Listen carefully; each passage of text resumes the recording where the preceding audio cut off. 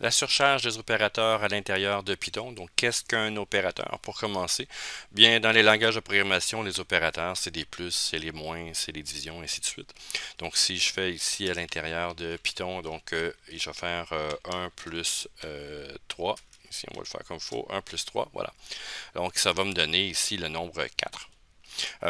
Si je mets, mettons, 1,2 ici, il faut le mettre en notation anglaise, donc ça me donne 4,2, donc 1,2 plus 3, donc donne 4,2 ici.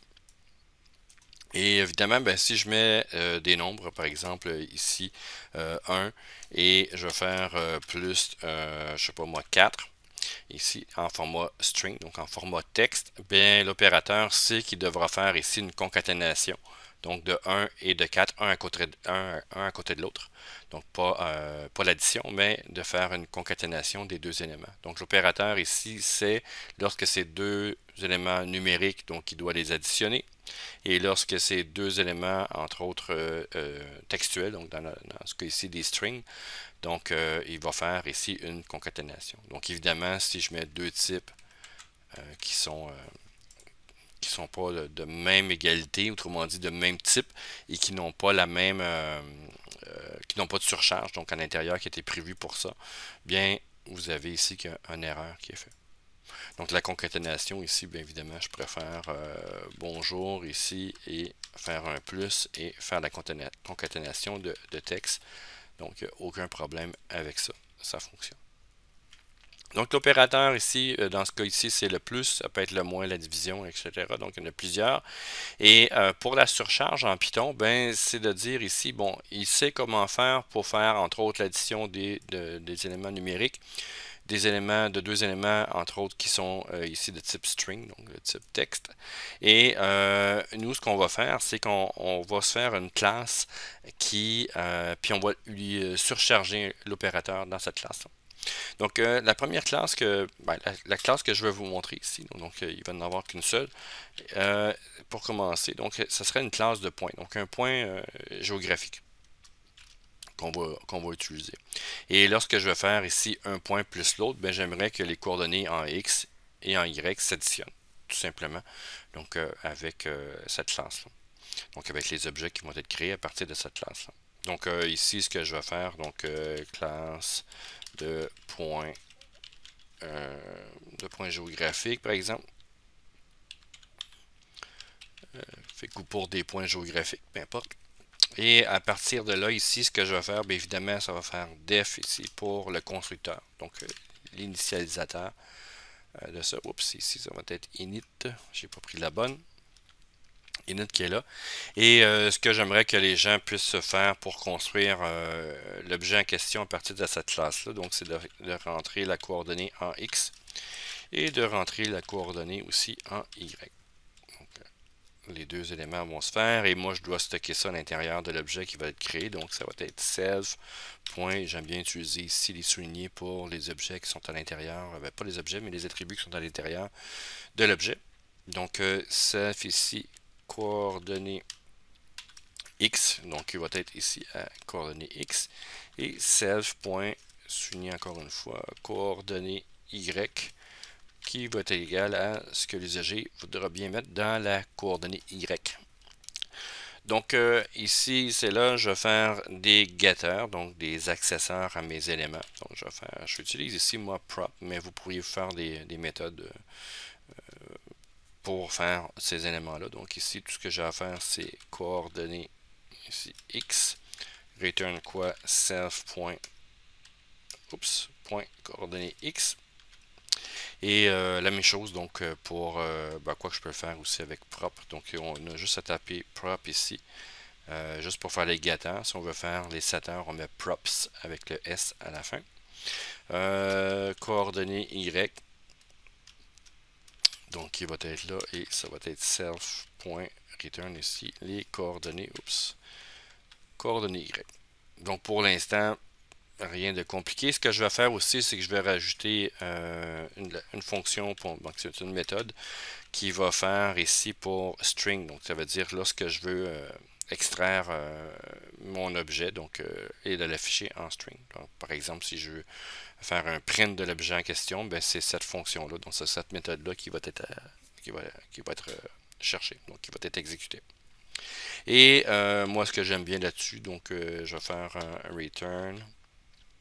Donc, je vais dire ici tout simplement donc coord x égale ceci et coord y est égal à ceci. Donc, ce que je vais faire, c'est que je vais remplacer les accolades par les bonnes informations avec avec le bon ordre.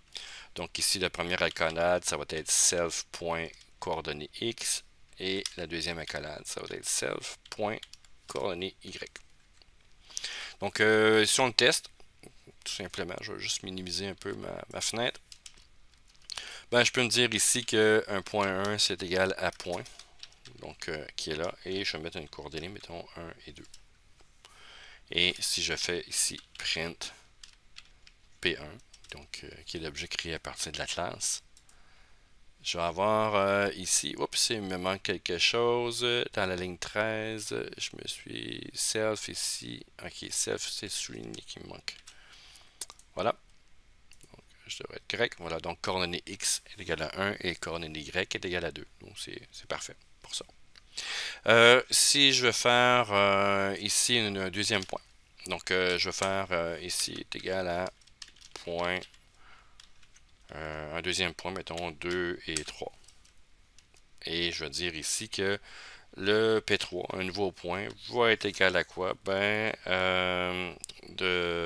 va aller ici à faire P1 plus P2. Donc j'aimerais que ce soit P1 plus P2, autrement dit, qui va faire l'addition des coordonnées x. Donc 1 plus 2 devrait donner 3. Et ici, les informations de 2 et 3 ici, donc va donner 5. Donc je devrais avoir un nouveau point avec 3 et 5 comme information. Donc si je fais ceci et je demande de faire print P3, donc ici, je vais avoir un problème. Donc ici, parce qu'il n'y a pas d'indication dans le code qui dit que lorsque je veux faire l'addition de deux objets de type point, ben il n'y a pas d'élément qui était prévu pour ces informations-là. Donc l'opérande ici n'est pas supporté le plus pour deux éléments de type point. Ce que je peux faire, moi, c'est d'en rajouter une. Donc il y a un élément, entre autres, qui est prévu pour ça. Donc ici, ce qu'on va faire avec ça ici, c'est de faire le souligner, donc avec la notion de add. Donc vous pouvez faire avec sub, avec multiplication, avec les autres. Moi, je vais faire seulement qu'avec le add. Et à partir de là, ce que je vais faire, moi, c'est que je vais définir ici qu'est-ce qui va être fait. Donc le other ici, c'est l'autre qui va être additionné. Donc l'autre élément. Donc moi, je vais dire que c'était un autre point, évidemment. Donc ce que je vais faire ici, c'est que je vais faire coordonnées, mettons x, ou juste x. X va être égal à quoi? Ben, il va être égal à other. Donc other, donc l'autre élément qu'on veut additionner. Point ici quoi? Ben, coordonnées x. Donc c'est autrement dit, c'est la properties qui est là. Et va être égal à ça, plus ce que j'ai déjà dans mon point. Donc c'est self.coordonnées x. Et la même chose pour y. Donc je pourrais quasiment copier, ça serait plus rapide. Donc y ici est égal à coordonnée y, donc de l'autre point, avec la coordonnée y de mon point que j'ai ici. Et ce que je vais faire, moi, c'est return quoi? Ben, return le point, donc un nouveau point fait à partir des additions de x et y. Donc ici, une fois que ça c'est fait, ben ici, ces deux éléments-là, les deux points qui sont là, donc vont être additionnés et ça devrait fonctionner. Voilà, donc coordonnée 3 et coordonnée x est égal à 3 et coordonnée y est égal à 5. Donc c'est bien 1 plus 2 et 2 plus 3. Donc on peut échanger ici, mettons 12 et 24 par exemple. Donc 13 ici pour 1 plus 12 et 2 plus 24 ici, c'est 26. Donc on a l'addition qui se fait. Donc, on peut mettre même des points, là, donc peu importe les valeurs, là, ça va toujours fonctionner lorsque je fais une addition. Évidemment, si je fais une soustraction, ben, il va dire aussi que ça ne fonctionne pas. Donc, je devrais rajouter une nouvelle fonction pour dire quoi faire en cas de soustraction. Donc, ici, vous allez avoir sub. Donc, qui est là. Donc, sub ici. Et vous allez définir ici qu'est-ce qui est possible d'être fait pour la soustraction de vos deux objets.